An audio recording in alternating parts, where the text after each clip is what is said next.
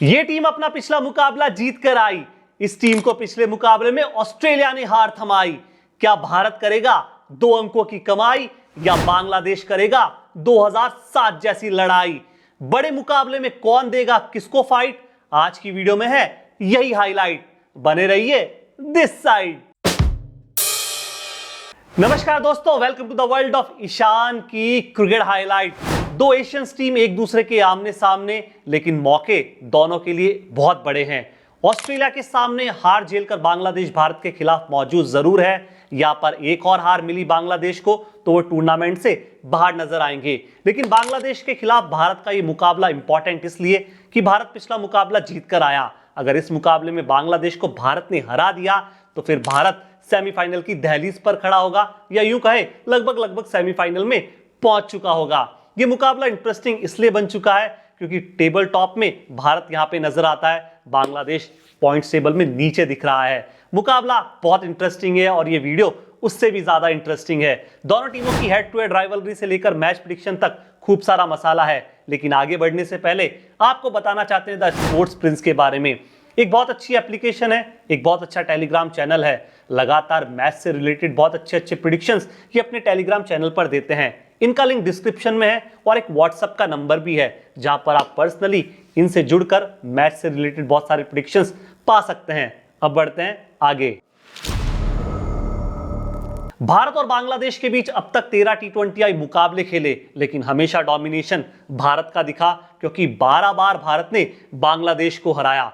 T20I world cup में भारत ने आज तक बांग्लादेश को जीतने नहीं दिया। भारत का यहां पे अनबीटन का रिकॉर्ड है। लेकिन आखिरी 5 मुकाबले जहां पर भारत के खाते में 4 जीत है और सिर्फ एक बार बांग्लादेश ने भारत को हराया है। लेकिन इंपॉर्टेंट ये बात है कि इस वर्ल्ड कप में दोनों टीमें एक दूसरे के आमने सामने वार्म अप मैच में हो चुकी है। वहां पे भी भारत का विजय अभियान था और भारत ने जीत दर्ज की। दोनों टीमों के लिए इंपॉर्टेंट मुकाबला है। बांग्लादेश के लिए करो या मरो और भारत के लिए सेमीफाइनल का एक बहुत अच्छा मौका। मुकाबला खेला जाएगा सर विवियन रिचर्ड्स के मैदान पर। एंटीगा का यह मैदान जहां पर बहुत रन बनने की उम्मीद है, लेकिन फिर भी ऐसा कहा जा रहा है कि बरसात के कारण जो पिच थोड़ी सी गीली होगी, जहां पे बॉल थोड़ा रुक कर आएगा, इतना बड़ा स्कोर शायद इस मुकाबले में बनता हुआ ना देखें। फिर भी पहले बल्लेबाजी करने वालों के लिए बहुत फायदे हैं। 18 मुकाबलों में 11 जीत पहले बल्लेबाजी करने वाली टीमों के खाते में गई और एक्सपर्ट भी इसी तरह की राय रख रहे हैं। बांग्लादेश ने इस मैदान पर ऑस्ट्रेलिया के खिलाफ अपना पिछला मुकाबला खेला और वो हारा। लेकिन सबसे अच्छी बात है कि भारत, जिनके रिकॉर्ड्स बांग्लादेश के खिलाफ बहुत अच्छे हैं और बहुत अच्छी लय में भारत लग रहा है। भारत की सबसे बड़ी स्ट्रेंथ, और इस स्ट्रेंथ में सबसे बड़ी बात इनकी गेंदबाजी यूनिट जो मैच विनिंग परफॉर्मेंस कर रही है। और सबसे बड़ा नाम आता है जसप्रीत बुमराह का, जिनकी इकोनॉमी लाजवाब है। ऐसा कभी नहीं देखा कोई T20I का टूर्नामेंट हो, बड़ा मंच हो और जसप्रीत बुमराह लगभग 4 के अंडर इकोनॉमी रखे हुए हैं। अर्शदीप सिंह भी इसी तरह की गेंदबाजी कर रहे हैं। सबसे बढ़िया बात भारत की यह भी है कि मिडिल ऑर्डर में फियरलेस बैटिंग देखने को मिल रही है और वो 2 खिलाड़ियों की वजह से। सबसे बड़ा नाम सूर्य कुमार यादव साथ दे रहे हैं। ऋषभ पंत और कुमार की जोड़ी रन ला रही है, रन बना रही है और बहुत अच्छी तरह से रन जोड़ भी रही है। सबसे अच्छी बात दोनों की ये है कि दोनों ही खिलाड़ी भारतीय टीम के 2 ऐसे खिलाड़ी हैं जिनके नाम इस टूर्नामेंट में 100 से ज़्यादा रन है और स्ट्राइक रेट भी बहुत अच्छा है। सबसे बढ़िया बात यह भी है कि बैटिंग लाइनअप बहुत बड़ी है। इसका मतलब है टॉप ऑर्डर, मिडिल ऑर्डर के बल्लेबाजों को एक लाइसेंस मिलता है खुलकर खेलने का, तेजी से रन बनाने का। और ये जब लाइसेंस मिलता है तो भारत का मिडिल ऑर्डर बहुत अच्छे रंग में नजर भी आता है। स्पिन ट्रायो भी बहुत अच्छा है। जडेजा नजर आते हैं, कुलदीप यादव है, अक्षर पटेल है। तीनों लेफ्ट आर्म स्पिन गेंदबाज हैं और सरफेस अगर लेफ्ट आर्म स्पिनर्स को सपोर्ट करने वाली हुई तो तीनों कहर भी ढाते हुए नजर आ सकते हैं। लेकिन भारत की थोड़ी सी वीकनेसेस है और इन वीकनेसेस पर भारत को गौर करना जरूर होगा। सबसे विराट प्रॉब्लम है कि भारत के 2 एक्सपीरियंस बल्लेबाजों की ओर से कंसिस्टेंट परफॉर्मेंस देखने को नहीं मिल रही। सबसे बड़ा नाम है रोहित शर्मा, उसके बाद Virat the run machine Kohli. Run नहीं बन रहे। 4 मैचेस खेल चुके हैं, अब तक सिर्फ खाते में विराट के 29 रन है। रोहित शर्मा का बल्ला भी ज्यादा अच्छा और कंसिस्टेंट परफॉर्म करता हुआ दिख नहीं रहा। भारत की समस्या इस ओपन पेयर में आप साफ देख सकते हैं। मिडिल ऑर्डर में शिवम दुबे, हार्दिक पांड्या की कंसिस्टेंसी भी एक बहुत बड़ा क्वेश्चन मार्क लगा चुकी है, क्योंकि 4 मैच हो चुके हैं और दोनों बल्लेबाजों ने अभी तक 50 का स्कोर भी खड़ा नहीं किया। मिडिल ऑर्डर में इस तरह की परफॉर्मेंस और उन 2 बल्लेबाजों से जिनसे हम बड़े स्कोर की उम्मीद करते हैं, कहीं ना कहीं भारत की चिंताएं ज़रूर बढ़ा रहा है।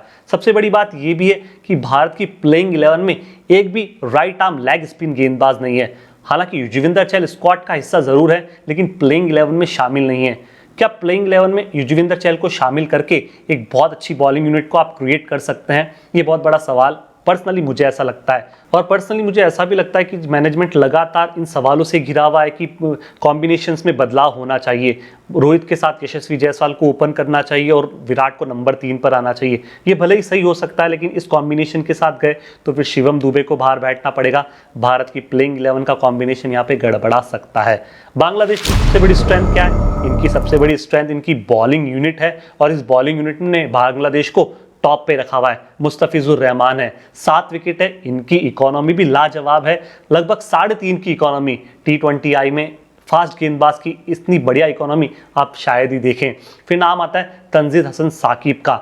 इस गेंदबाज ने इस वर्ल्ड कप में खूब प्रभावित किया, और जिस तरह की इकोनॉमी ये भी रखे हुए हैं, बांग्लादेश की गेंदबाजी यूनिट को बहुत अच्छी तरह से संभाल भी रहे हैं और उसको मजबूती दे रहे हैं। 9 विकेट इन्होंने इस टूर्नामेंट में निकाले हैं। फिर नाम आता है रियाद हुसैन का। ये खिलाड़ी भी बहुत अच्छा है, 7 विकेट इनके खाते में भी नजर आता है। तस्किन अहमद जहाँ पे 7 विकेट ले चुके हैं। सबसे बड़ी बात यह है कि मिडिल ऑर्डर में वैल्यूएबल प्लेयर हैं, एक्सपीरियंस नाम नजर आते हैं। शाकिबुल हसन अब तक इस टूर्नामेंट में 91 रन बना चुके हैं। महमूदुल्ला रियाद 74 रन इनके खाते में, लेकिन तौहीद हिरदोई मिडिल ऑर्डर में आते हैं, फिनिशर्स की भूमिका निभाना जानते हैं, और बांग्लादेश की तरफ से अब तक हाईएस्ट स्कोरर ये दिख रहे हैं।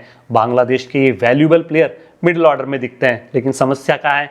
टॉप ऑर्डर में, जहां से रन बिल्कुल देखने को नहीं मिल रहे हैं। नाम बड़े हैं, लिटन दास एक बहुत अच्छे खिलाड़ी हैं, तंजीद हसन तमाम जैसा प्लेयर यहां पर मौजूद है, लेकिन अब तक इतने बड़े स्कोर मुकाबलों में देखने को नहीं मिल रहे।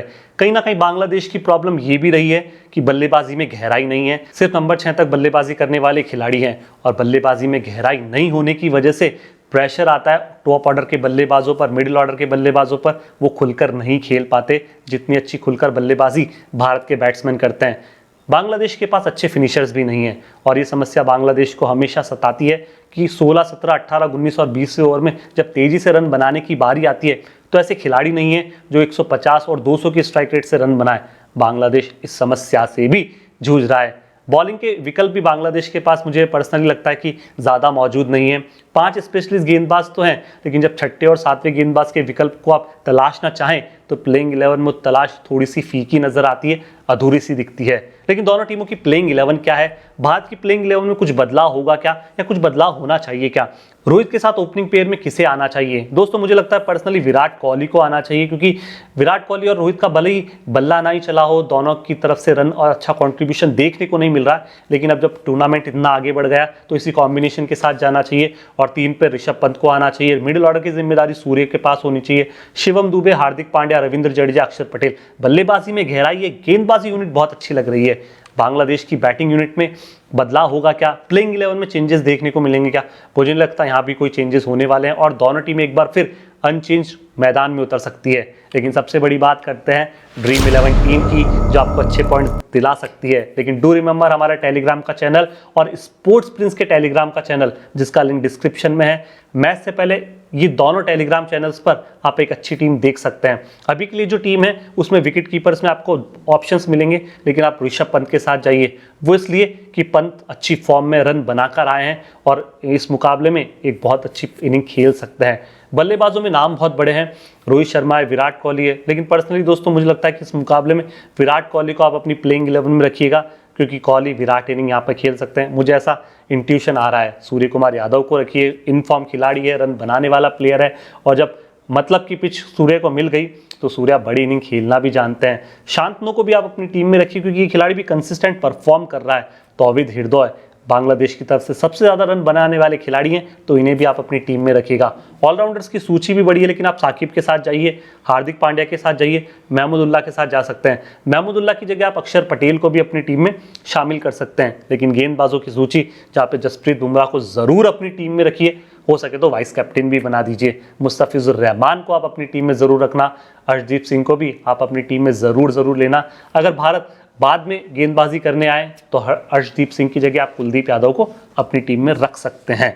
अब बात करते हैं इस मुकाबले की प्रेडिक्शन के बारे में, और इस मुकाबले की हमारी पहली प्रेडिक्शन है कि कोहली विराट इनिंग खेल सकते हैं, और शायद 50 से ज़्यादा रन इस मुकाबले में स्कोर कर सकते हैं। गेंदबाजी प्रेडिक्शंस हमारी ये कहती है कि जो पेसर्स हैं वो 4 से ज़्यादा विकेट ले सकते हैं। भारत के पेसर्स या इधर बांग्लादेश के पेसर्स, ज़्यादा चांसेस भारत के पेसर्स के लग रहे हैं। पावर प्ले की बैटल कौन जीतेगा? मुझे लगता है भारत पावर प्ले की बैटल जीत सकता है। अब इस मुकाबले को कौन जीतने वाला है? क्या बांग्लादेश 2007 जैसा उलटफेर कर सकती है या भारत लगातार वर्ल्ड कप में जीतने का अपना विनिंग स्ट्रीक यहाँ पे भी जारी रखेगी? दोस्तों मुझे लगता है भारत इस मुकाबले को जीत सकता है, लेकिन आपकी क्या राय है और आपका क्या कहना है? कमेंट बॉक्स में आपकी राय का इंतजार। शुक्रिया, बहुत बहुत धन्यवाद।